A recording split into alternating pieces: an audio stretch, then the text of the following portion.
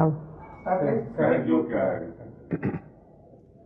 सहज योग, सह माने आपके साथ, और ज माने जन्मा हुआ।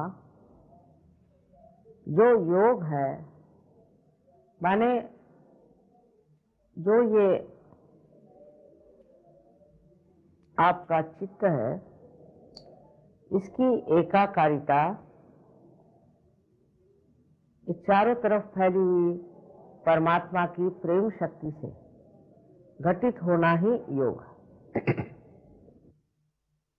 और ये हर एक इंसान का जन्म सिद्ध अधिकार है। उसे प्राप्त करना, जैसे कि सहज का दूसरा अर्थ है आसान, स्पॉन्टेनियस। इसके लिए हमारे अंदर पूरी व्यवस्था, कोई भी इंसान ऐसा नहीं है जिसके अंदर ये व्यवस्था नहीं। माने आपके त्रिकोणाकार अस्थि में, जिसे अंग्रेजी में सेक्रम कहते हैं, इसका मतलब है कि ग्रीक लोग जानते थे कि ये जो हड्डी है त्रिकोणाकार, ये सेक्रेड है, माने पवित्र है, इसलिए उसका नाम सेक्रम बहुत अनादिकाल से बोलते हैं। अब ये जो हड्डी है, इसमें इस त्रिकोणाकार अस्थि में 3.5 कुंडल डाल के जो शक्ति बसी है, उसे संस्कृत में कुंडलिनी कहते हैं। हमारे अंदर परमात्मा ने 3 और शक्तियां दी हैं।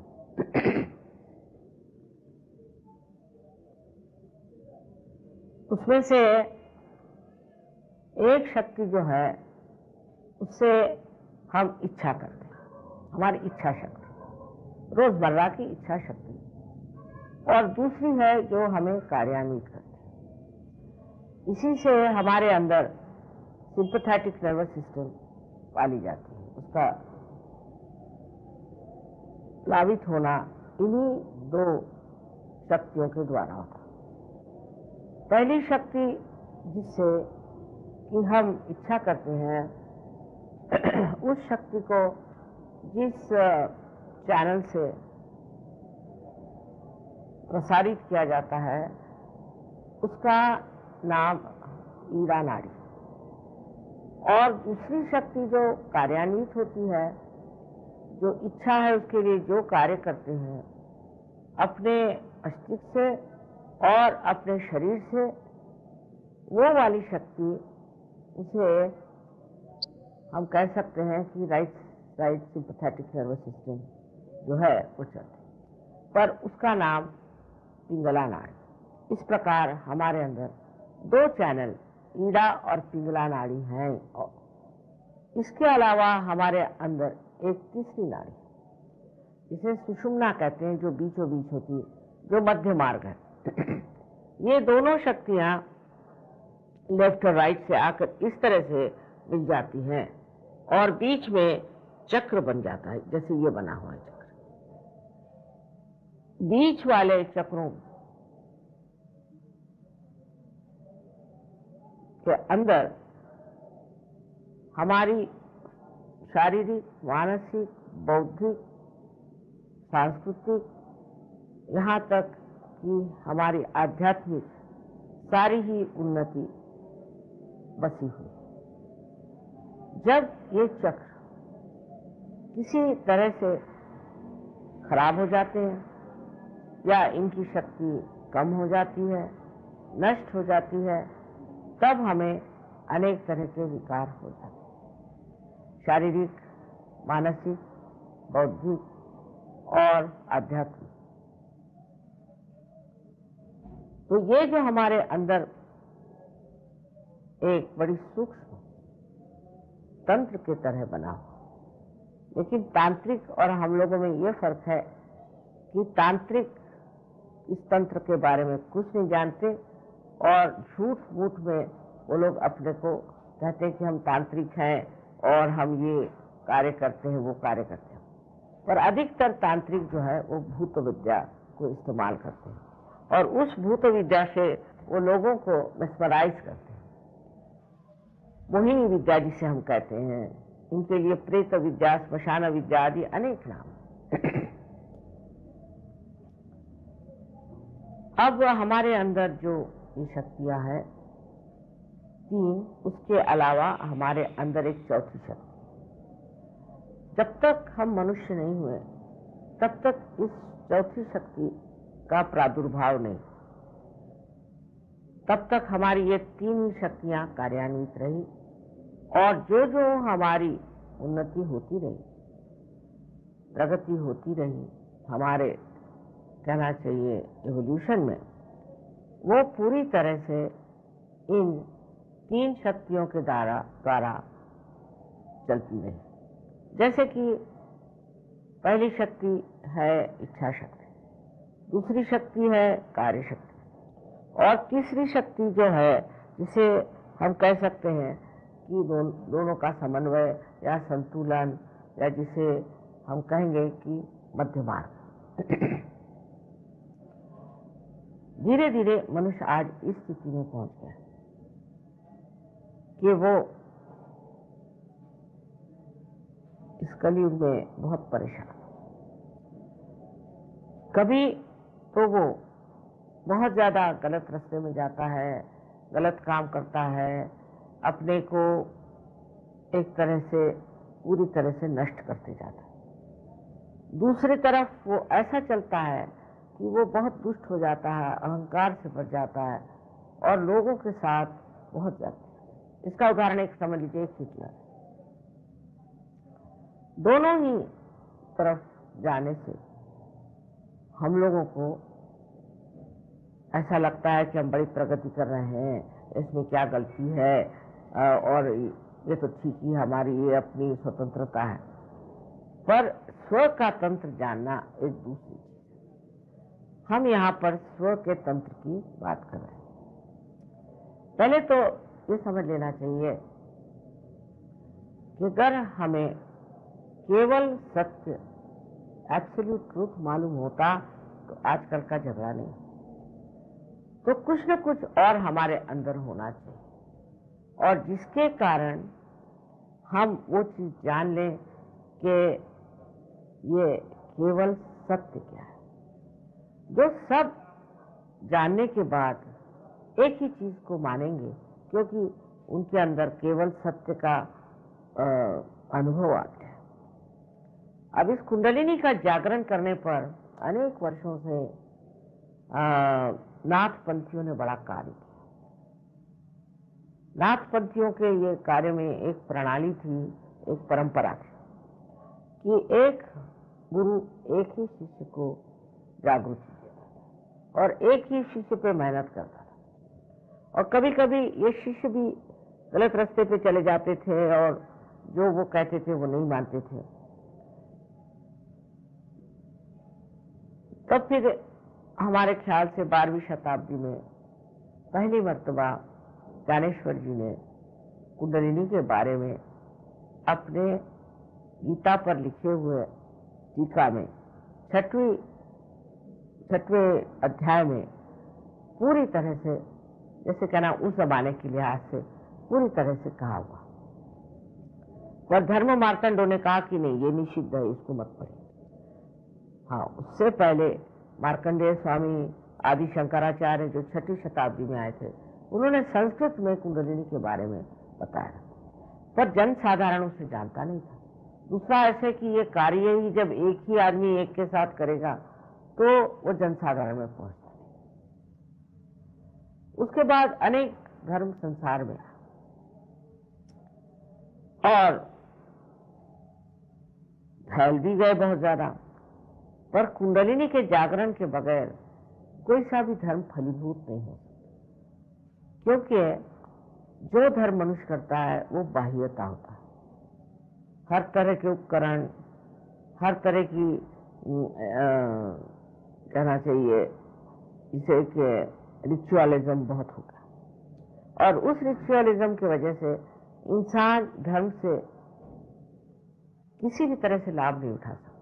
इसीलिए आज हम देखते हैं कि मनुष्य को धर्म के बारे में कुछ कल्पना नहीं। एक कहेगा कि मैं ईसाई हूँ, एक कहेगा मैं मुसलमान हूँ। अब ईसाई और मुसलमान धर्म तो बड़ा ही कठिन, क्योंकि ईसाई धर्म में ये लिखा है ईसा मसीह ने कि अगर आपकी एक आंख गलत काम करती है तो उसे आप निकाल दीजिए, और आपका अगर एक हाथ कोई गलत काम कर रहा हो तो उसे आप तोड़ दीजिए, काट दीजिए। मैंने तो किसी को देखा नहीं ऐसे ईसाइयों में। और मुसलमान धर्म तो उससे भी कड़क है। उन्होंने तो औरतों पर भी बहुत सारे ऐसे लगाए हैं लगाम कि जो सर्वसाधारण मनुष्य नहीं। ये तो जैसे कोई बड़े पहुंचे हुए देवदूतों के लिए कोई उन्होंने धर्म की जो बंधन बताए थे, वो तो सिर्फ वही लोग कर सकते और कोई कर नहीं सकता। तब फिर उससे क्या हो गया कि मनुष्य में एक ढोंग सा आ गया, धर्म एक ढोंग हो गया। धर्म अंदर जागरूक करने के लिए भी कुंडलिनी का जागरण होना चाहिए। इसका मतलब है कि मनुष्य के अंदर जब धर्म जागरूक होता है तो वो धार्मिक हो जाता है, उसे बताना नहीं पड़ता। कारण जब कुंडलिनी का जागरण होता है तो आपके आत्मा आपके चित्त में आ जाती है, अटेंशन में आ जाती है।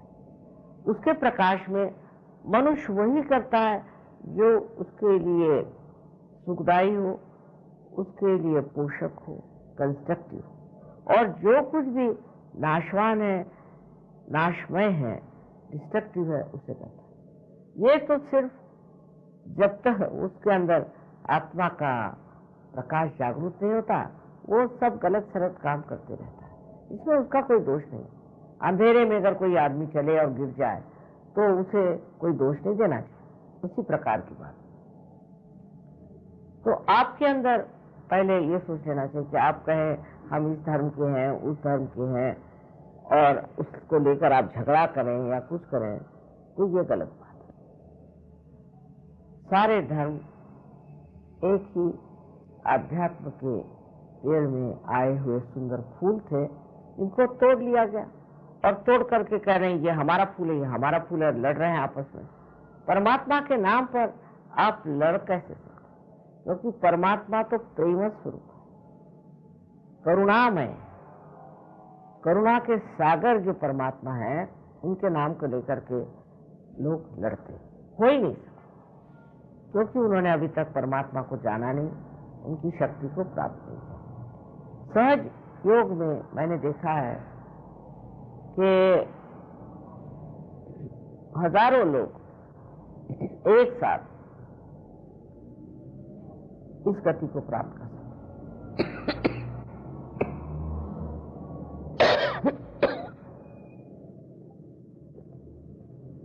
बड़े आश्चर्य की बात।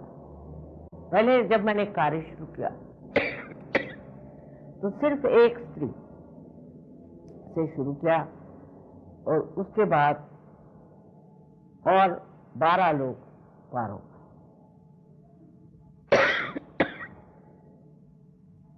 जब अनुभूति आ जाती है तब आप महसूस करते हैं कि चारों तरफ फैली हुई ये चैतन्य सृष्टि एक ठंडी ठंडी, बहुत आह्लाददायी शक्ति है, जो आप अपने उंगलियों के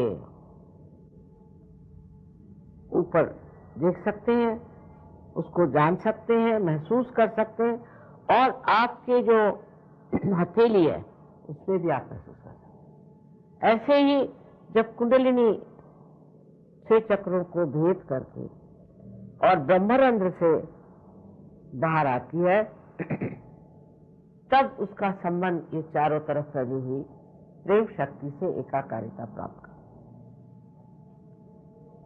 जब तक आपका कनेक्शन ही नहीं हुआ, तब तक आप किस तरह से जान सकेंगे कि ये प्रभु की शक्ति, प्रेम की क्या चीज है।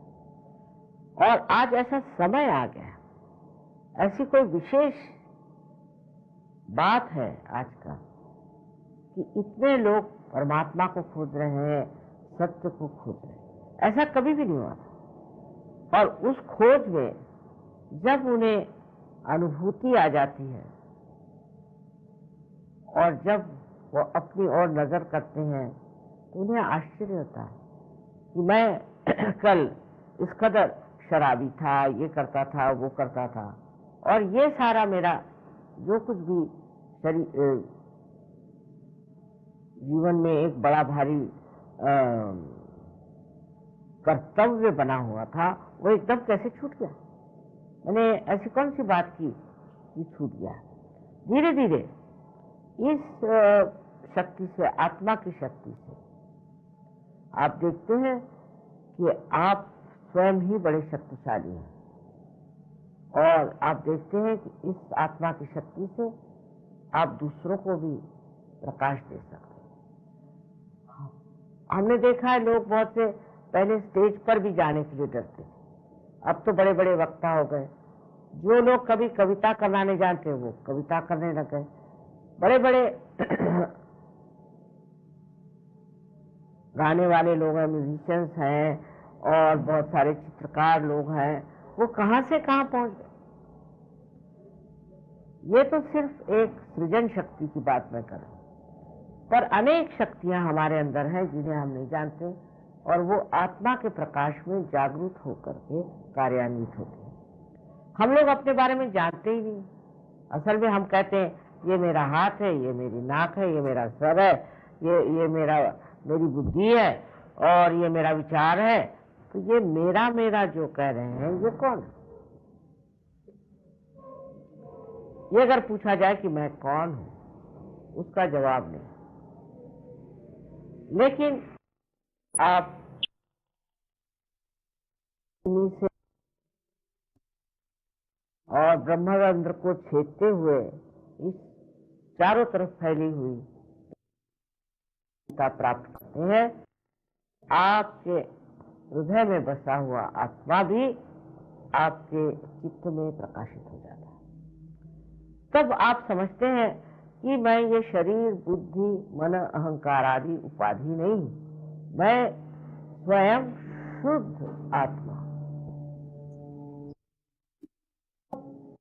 बड़ा भारी सत्य जो बड़ा गोपनीय रहा आपके सामने आ जाता है। आप जानते नहीं कि आप आत्मा हैं, और जब ये घटित हो जाता है तब बोध आपके अंदर होता है। अब शब्द बोध बहुत जरूरी है। ये संस्कृत का शब्द है बोध। बोध से ही बुद्ध हुआ। माने ये कि आपकी जो सेंट्रल नर्वस सिस्टम है उस पर आप महसूस करते हैं इस शक्ति, उस पर आप अपने चक्रों को महसूस कर सकते हैं, आपके उंगलियों को। उस पर आप दूसरों के चक्रों को भी महसूस कर सकते हैं। अगर आप अपने चक्र ठीक कर सकते हैं तो आप दूसरों को भी कर सकते हैं।